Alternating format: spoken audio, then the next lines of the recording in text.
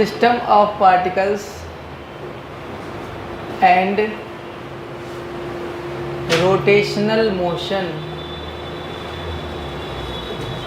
System of particles and rotational motion. ठीक है, तो ध्यान से समझे. सिस्टम ऑफ पार्टिकल्स में क्या पढ़ना है हमें? सिस्टम ऑफ पार्टिकल्स में हमें बेसिकली पढ़ना है center of mass. Centre of mass calculate करना सीखना है. सेंटर ऑफ मास क्या है? सेंटर ऑफ मास एक पॉइंट है. Center of mass is a point eight which whole mass of the body is assumed to be concentrated. जहाँ पर किसी भी बॉडी का होल मास कॉन्सेंट्रेटेड एज्यूम किया जाता है उसे क्या बोलते हैं? सेंटर ऑफ मास. जो हमें क्वेश्चंस सीखना है, जो हमारे पेपर में क्वेश्चंस आएंगे वो सेंटर ऑफ मास के आएंगे. तो ज़्यादा फालतू की बातचीत अभी नहीं की जाएगी, सीधा आपको पॉइंट पढ़ाया जाएगा. हमें सीखना है center of mass of two particle system. क्या पढ़ना है? Center of mass of two particle system. Two particle के बाद हम आपको सिखाएंगे थ्री पार्टिकल, थ्री के बाद फोर पार्टिकल, फिर एन पार्टिकल. एन पार्टिकल्स रखें. आप सब इतने लोग बैठे हो, इस पूरे सिस्टम का सेंटर ऑफ मास कहाँ होगा ये पता लगाना है. जैसे ये है, अभी इसको ऐसे यहाँ रख करके हम रख सकते हैं ना इस तरीके से. ठीक है, कुल मिला करके इसका जहाँ पर whole mass assume to be concentrated होगा, जिसके अबाउट इसको हम यहाँ पर रख पाएँ, जिस पॉइंट के अबाउट, तो क्या होगा? इसका सेंटर ऑफ मास होगा. होगा कि नहीं होगा? हो गया. अगर कोई आपके पास रेक्टेंगुलर लैमिना है, उसका सेंटर ऑफ मास कहाँ होता है? डायगोनल्स का इंटरसेक्शन पॉइंट. ट्रायंगुलर कहाँ होता है? मीडियंस का इंटरसेक्शन पॉइंट. उसको सेंट्रोइड बोलते हैं. तो हमें क्या पढ़ना है कि दो बॉडीज रख दी जाएंगी, उन दोनों बॉडीज का सेंटर ऑफ मास कैलकुलेट करना हमें सीखना है. फिलहाल अभी आप ये पॉइंट ध्यान से समझें. तो देखिए ध्यान से, ये एक्स एक्सिस है, ये वाई एक्सिस है. यहाँ पर एक ऑब्जेक्ट m1 रखा है, एक ऑब्जेक्ट m2 रखा है. इसे आप यहाँ से ज्वाइन कर दीजिए, इसे आप यहाँ से ज्वाइन कर दीजिए. इसका जो पोजीशन वेक्टर है वो r1 वेक्टर है, इसका जो पोजीशन वेक्टर है वो r2 वेक्टर है. ठीक है. इस सिस्टम का जो सेंटर ऑफ मास होगा वो कहीं पर बीच में होगा, हमें पता नहीं है कहाँ पर है. इसका पोजीशन वेक्टर RCM. हमारा उद्देश्य है इस RCM की वैल्यू फाइंड आउट करना. हमारा एम क्या है? इस RCM की वैल्यू फाइंड आउट करना. सबसे पहले आप क्या करेंगे, आप यहाँ पर पता लगाएंगे कि ये वाला इसमें फोर्स कुछ लगा रहा होगा, ये वाला इसमें फोर्स लगा रहा होगा. इसका नाम हम दे देते हैं F12, force on one due to two. F12 का नाम क्या है?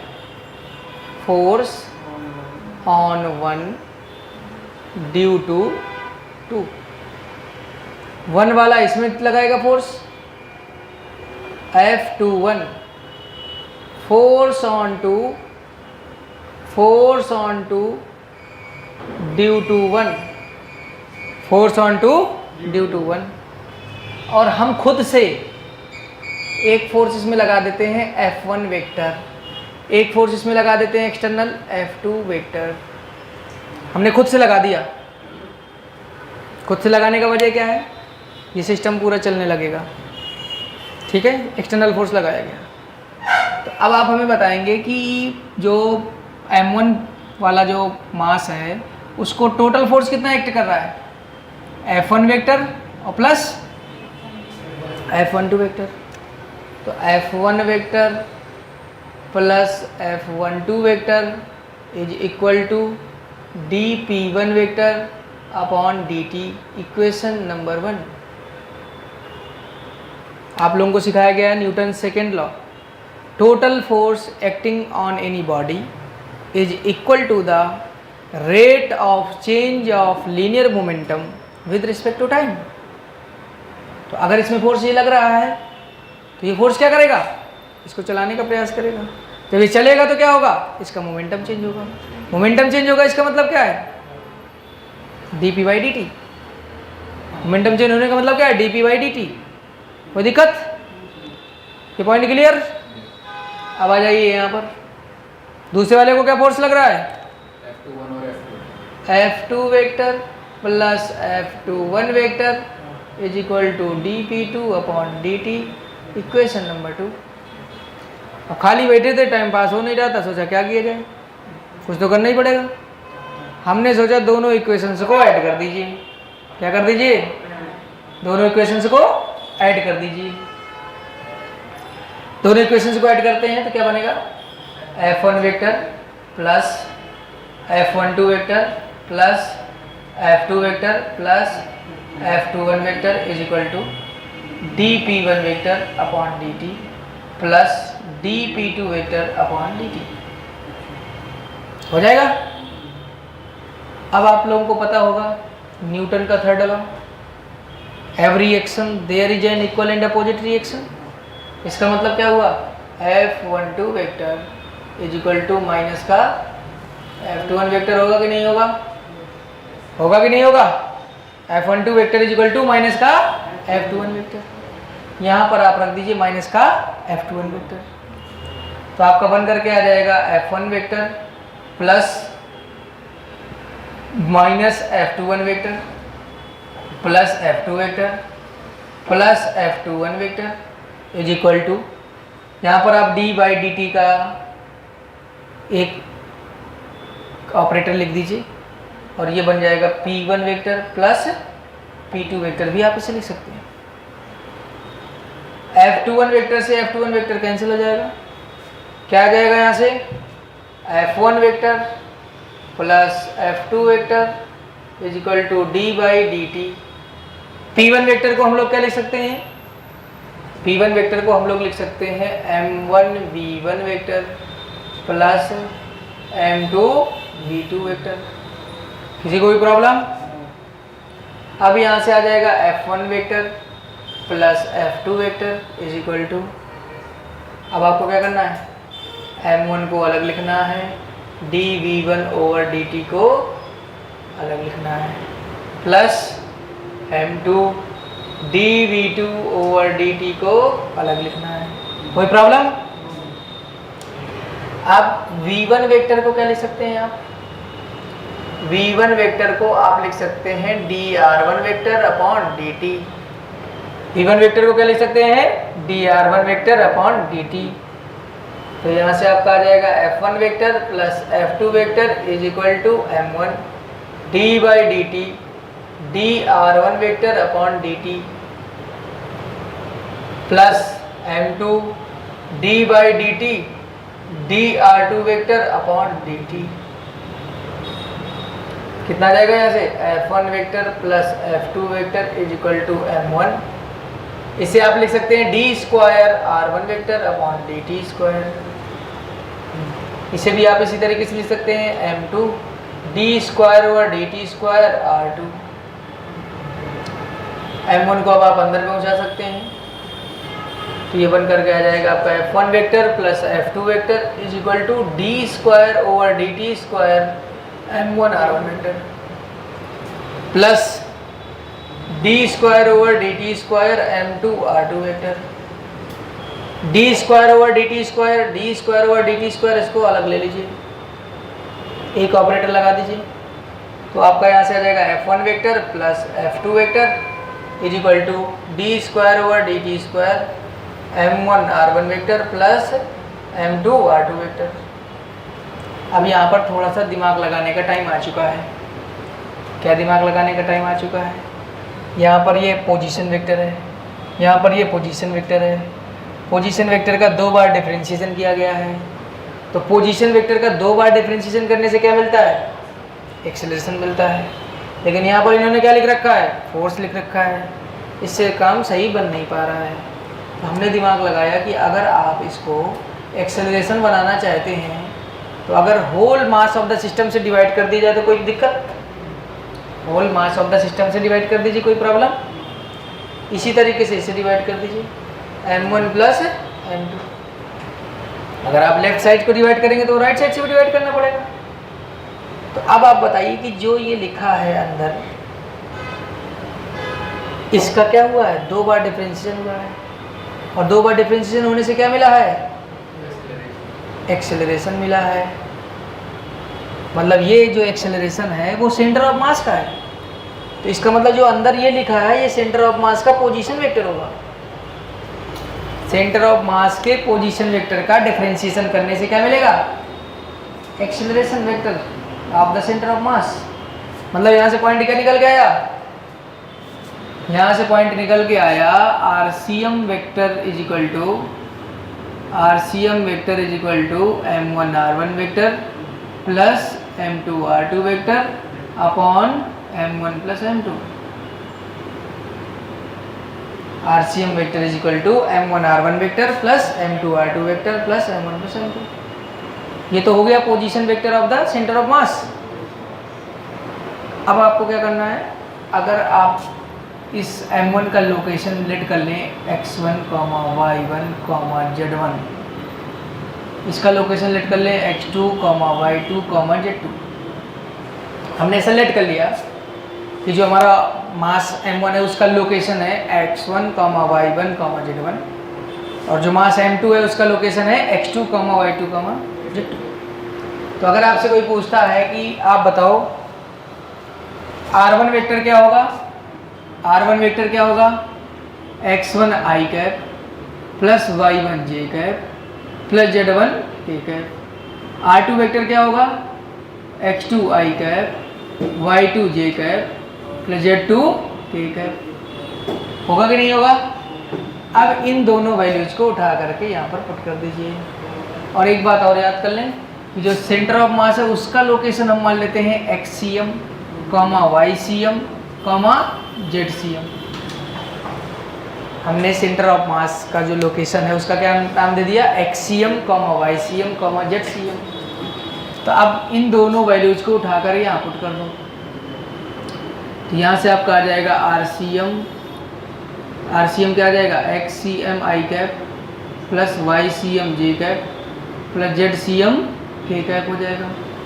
अब ये सब वैल्यू पुट करिए यहाँ पर बनेगा XCM i cap plus YCM j cap plus ZCM k cap is equal to m1 x1 i cap plus y1 j cap plus z1 k cap plus m2 x2 i cap plus y2 j cap plus z2 k cap upon m1 plus m2। यहाँ से कितना आ जाएगा? XCM i cap plus YCM j cap plus ZCM k cap is equal to m1 x1 plus m2 x2 i cap plus m1 y1 plus m2 y2 j cap plus m1 z1 plus m2 z2 k cap upon m1 plus m2। हमने सिर्फ ये किया है, देखिए m1 x1 किया i cap आया, m2 x2 किया i cap आया, तो दोनों को एक साथ लिख दिया। m1 y1 किया m2 y2 किया, दोनों को एक साथ लिख दिया। m1 z1 किया m2 z2 किया, दोनों को एक साथ लिख दिया।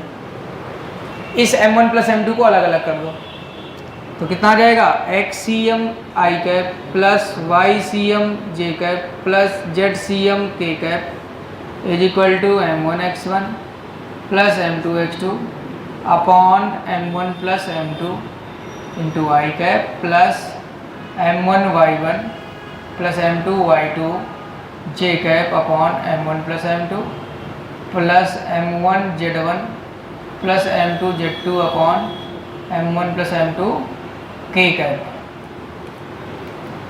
कंपेयर करा दीजिए तो XCM कितना आ जाएगा? m1 x1 plus m2 x2 upon m1 plus m2। YCM क्या आ जाएगा? m1y1 plus m2y2 upon m1 plus m2। ZCM कितना आ जाएगा? m1z1 plus m2z2 upon m1 plus m2। तो ये आपको फॉर्मूला याद रखना है। ये अभी 2 पार्टिकल सिस्टम के लिए है। अगर यहीं पर 3 पार्टिकल्स कर दिए जाएंगे तो क्या हो जाएगा? m1x1 plus m2x2 plus m3x3 upon m1 plus m2 plus m3। m1y1 plus m2y2 plus m3y3 upon m1 plus m2 plus m3। m1z1 plus m2z2 plus m3z3 upon m1 plus m2 plus m3। 3 particle हो गया। 4 particle में एक और बढ़ा देना, n particle में dash dash लगा के n तक कर देंगे। तो अगर आपको ये डेरिवेशन नहीं बताया जाता तो आपको फीलिंग नहीं आती कि centre of mass of the 2 particle system कैसे होता है। अभी हम आपको क्वेश्चंस कराएंगे, ऐसे हो जाएंगे। समझ में आई बात की नहीं आई? तो ये डेरिवेशन जानना बहुत ज़रूरी है। बिना इसका लोकेशन 0,0 है, ये 1 मीटर है, ये 1 मीटर है, ये 1 मीटर है, ये 1 kg है, ये 2 kg है और ये 3 kg है। ठीक है, 3 मासेस को इस तरीके से रख दिया गया है। 3 मासेस को इस तरीके से रख दिया गया है। ठीक, तो 3 मासेस को इस तरीके से रख दिया गया है। तो आपको पता लगाना है इसका centre of mass. Centre of मास पता लगाने के लिए आप क्या करेंगे? सबसे पहले आप इस पॉइंट का लोकेशन पता लगाएंगे, इस वाले ऑब्जेक्ट का लोकेशन पता लगाएंगे और इसका लोकेशन पता लगाएंगे। इसका लोकेशन क्या होगा? 1,0। इसका लोकेशन ये तो हाफ हो जाएगा। ये क्या होगा? पाइथागोरस थ्योरम से निकाल सकते हैं आप। 1 square equal to y square plus 1 equal to y square plus 1/4 y square बराबर 3/4 वाई इक्वल टू √3/2।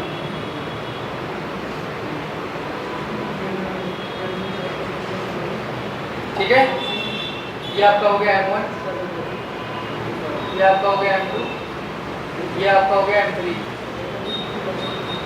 इसका लोकेशन का नाम दे दो x1 y1, इसका लोकेशन का नाम दे दो x2 y2, इसका लोकेशन का नाम दे दो x3 y3। कोई समस्या? इसके बाद आपको क्या लिखना है? xcm equal to m1x1 plus m2x2 plus m3x3 upon m1 plus m2 plus m3।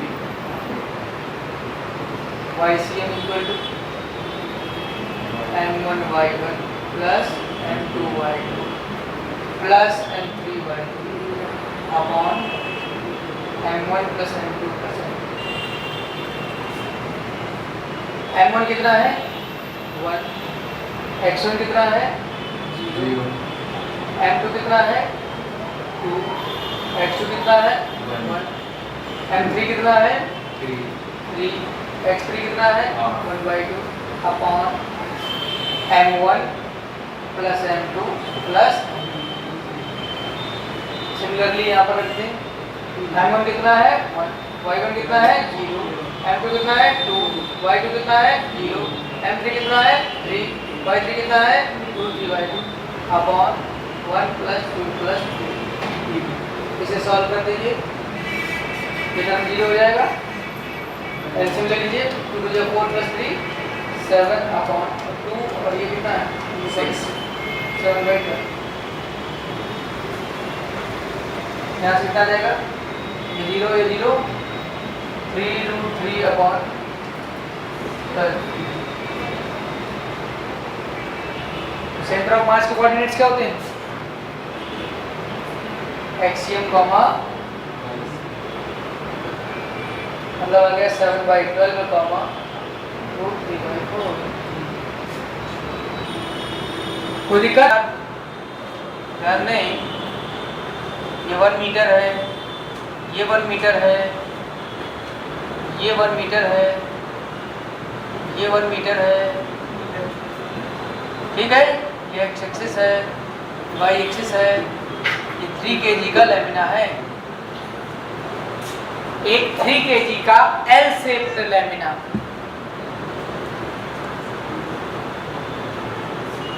Three kg का एल शेप्ड लैमिना, ऐसी कोई लकड़ी है आपके पास, ऐसी बनी है। अगर रेक्टेंगुलर लैमिना है निखिल, अगर रेक्टेंगुलर लैमिना है उसका सेंटर ऑफ मास कहाँ होगा? इंटरसेक्शन पॉइंट पे होगा, डायगोनल से होगा कि नहीं होगा? अब यही एल शेप्ड कर दिया जाएगा। एक मोबाइल और यहाँ से लगा दी जाए, इसी तरीके का सेम मोबाइल,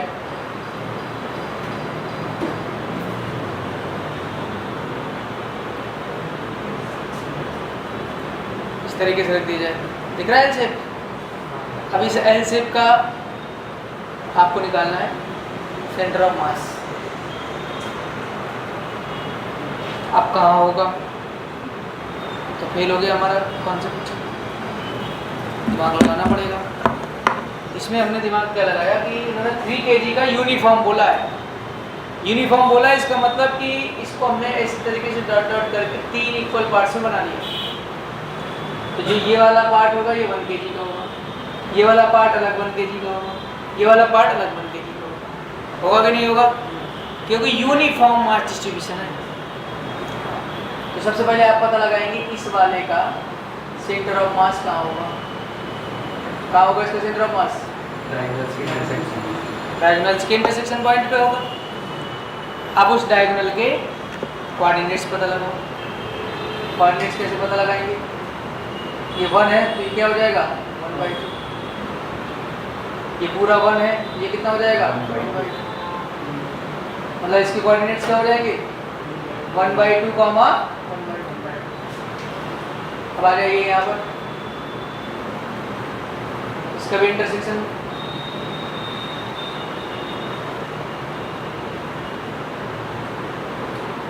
इंटरसेक्शन ये पूरा 1 है तो क्या होगा? 1/2। ये पूरा 1 है और ये 1/2, 1 + 1/2 3/2, कॉमा ये 1/2, 3/2 कॉमा 1/2, इसका हो गया सेंटर ऑफ मास। अब आ जाओ इसके पास,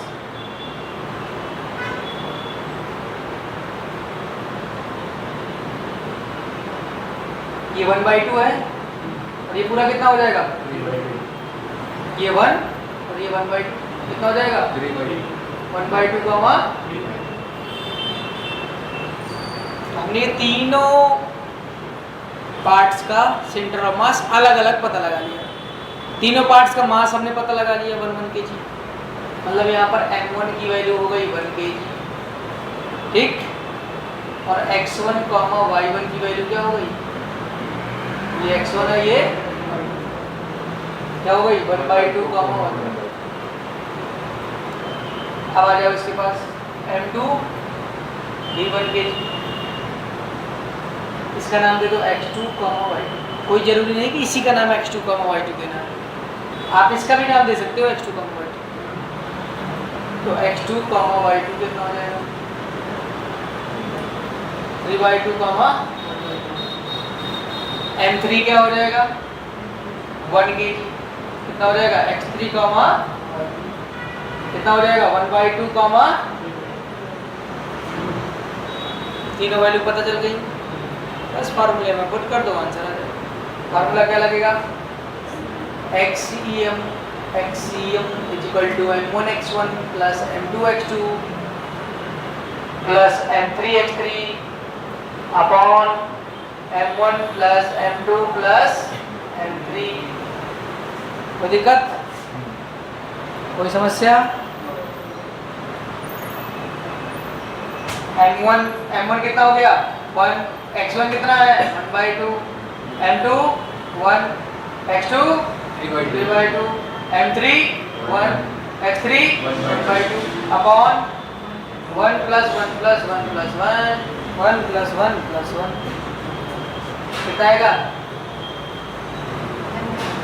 5/2 अपॉन 3 5/6 YCM लिख दीजिए। YCM कितना हो जाएगा m1y1 plus m2y2 plus m3y3 upon m1 plus m2 plus m3। m1 कितना है 1, m2 कितना है 1/2 m1 1/1 1/2 m2 1/2 1/2 m3 1/3 3/2 upon 1 plus 1 plus 1 कितना आ जाएगा यहाँ से 5/2 अपॉन 3 मतलब कितना आ गया 5/6। सेंटर ऑफ मास के कोऑर्डिनेट्स क्या होते हैं एक्सियम कमा YCM। तो मामला क्या आ गया यहाँ से 5/6 कमा 5/6। कोई दिक्कत किसी को?